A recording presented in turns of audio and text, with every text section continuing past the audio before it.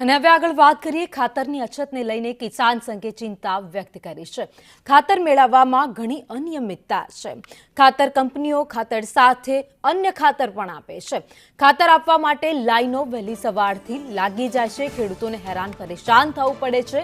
સમયસર ખાતર નહીં મળે તો પાકને નુકસાન થશે તેવી વાત કિસાન સંઘ દ્વારા કરવામાં આવી છે। ખાતર સમયસર ન મળતા તો ઉત્પાદન પણ ઓછું થશે। રજૂઆત છતાં કોઈ જ નક્કર પરિણામ આ દિન સુધી નથી આવ્યું। સબસિડી યુક્ત ખાતરનું કાળા બજાર થઈ રહ્યું હોવાનું પણ તેમણે દાવો કર્યો છે। જો સરકાર નહીં સમજે તો ખેડૂતો રોડ પર આવી જશે। સરકાર ચેતવણી સમજે તો ચેતવણી છે, પરંતુ હવે ખેડૂતો વિરોધ કરશે। છેલ્લા ઘણા સમયથી ખાતરને લઈને ખેડૂતોને હેરાન પરેશાન થવું પડી રહ્યું છે, ત્યારે હવે કિસાન સંઘ દ્વારા એક ચીમકી ઉચ્ચારવામાં આવી છે કે હવે બહુ થઈ ગયું। આટલા ખેડૂતો હેરાન થઈ ગયા, પરંતુ હવે નહીં, સમયસર ખાતર મળવું જ જોઈએ। ખેડૂતોનો હક છે અને સરકાર પણ આ વાતને સાંભળી લે, નહીં તો કિસાન સંઘ છે રસ્તા પર આવશે અને વિરોધ નોંધાવશે।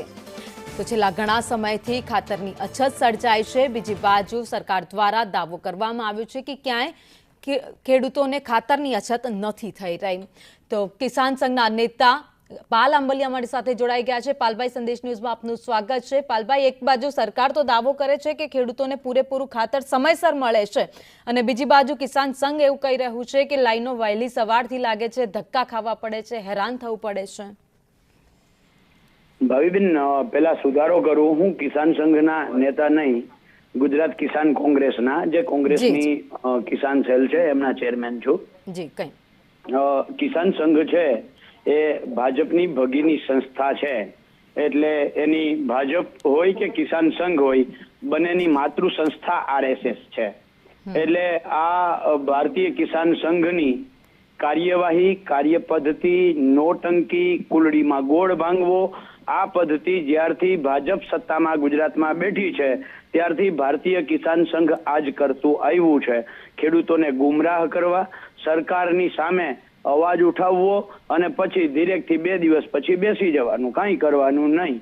ભારતીય કિસાન સંઘ જમીન માપણીનો આવડો મોટો પ્રશ્ન થયો, હજી એ ચાલે છે। આજ દિવસ સુધીમાં જમીન માપણીનું આ ભારતીય કિસાન સંઘ જ બોલ્યું નથી। 10 ઓગસ્ટ 2020ના દિવસથી પ્રધાનમંત્રી પાક વીમા યોજના ગુજરાતમાં બંધ છે। પાક વીમા નામે ગુજરાતના ખેડૂતો રામ ભરોસે છે, ભગવાન ભરોસે છે।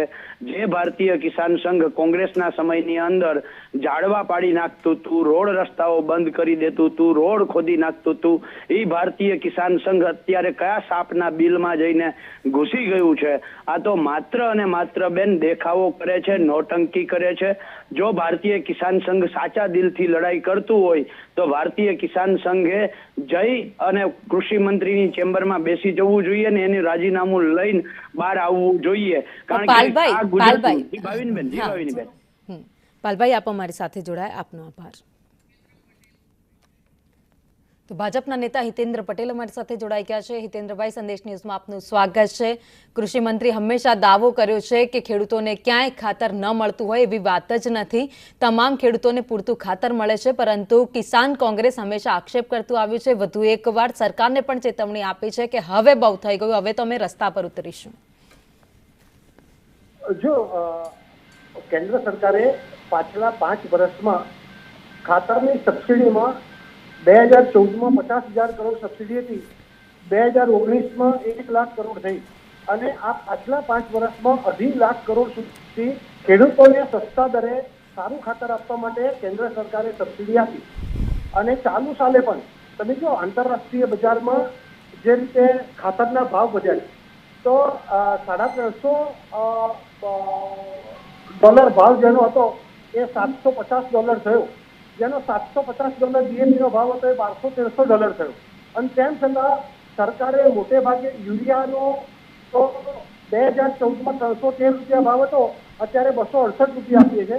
DAPનો પણ સામાન્ય વધારો કર્યો છે, પણ તેમ છતાં ખાતરો પૂરો પાડવાનો કેન્દ્ર સરકારે પ્રામાણિક પ્રયાસ કર્યો છે। ગુજરાત સરકારને પણ કેન્દ્ર સરકારના પોર્ટલ પ્રમાણે રાજ્ય સરકારની માગણી પ્રમાણે જથ્થો મળ્યો છે। આજે પણ સરકાર એમ કહે છે કે અમારી પાસે DAP લગભગ 60-70 હજાર metric ton, urea 1.5 lakh metric ton અને NPK 2 લાખ મેટ્રિક ટન છે. એટલે ગુજરાત સરકાર પણ એનું મોનિટરિંગ કરે છે. પણ ડિટેલિંગમાં જિલ્લા સ્તરે, તાલુકા સ્તરે કે ગ્રામ્ય સ્તરે જે વિતરણ વ્યવસ્થા છે એમાં કંઈક શું કરાઈ ગઈ છે એ હકીકત છે.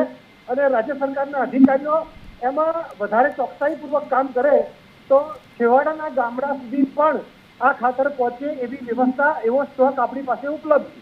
જી અગાઉ એવી વ્યવસ્થા હતી. જી હિતેન્દ્રભાઈ, આપ અમારી સાથે જોડાયા, આપનો આભાર.